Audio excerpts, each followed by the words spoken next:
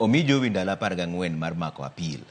Apil ni nyalo wuok nang'o? Apil duoko mage manyalo wuok e apil neni? Mana inyalo duok kumne no chien ni koro ken nek, koro en twech mochwere, koso inyalo wach kara ni doho nokoyudo kare omiyo koro weye. Gima timore ni ng'eny cases madhi e court samoro amora ma oyombi ng'ata kata moyombi to niga gi standard ndalo 14 mar apil. Koro jowi nyalo amua nodwa apil mana kumne mar thono, onyalo amua nodwa apil nwang'o ni noneko no, the murder miwacho notimo no ero. Koro en gi thuolo mar apil gik moko ariyo go. Mokwongo mondo oduoki ogole wach no inege ni endi ato bed gi kuma bet tin. Mar ariyo en ni be noneke adieri. Koro aparo ni gima ji timo mang'eny en nodhi apil gigo te.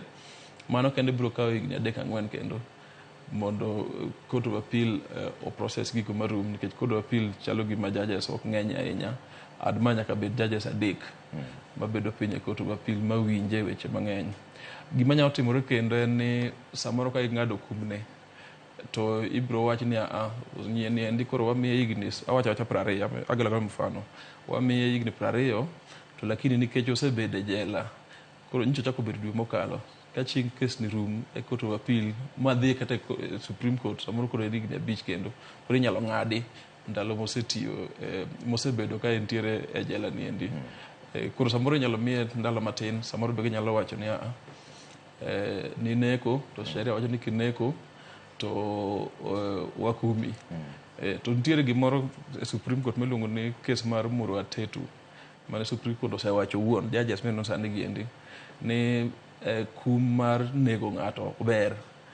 Koro nego bed ni judges bedo gi discretion ni kar miyo ng'ato kum mar neko mar nege to iwacho ni afadhali koro wakutwe kata higni 30 kata higni 50, nikech ka ng'ato nigi higni 30 sani jowi nigi 33 kichaki ikume higni 40 ok ochiko 70 gi wiye onge gima biro duogo timo oko kama lich. Koro samoro ing'iye kamano. To koro ng'eny ji kaka okil ka koro watiyo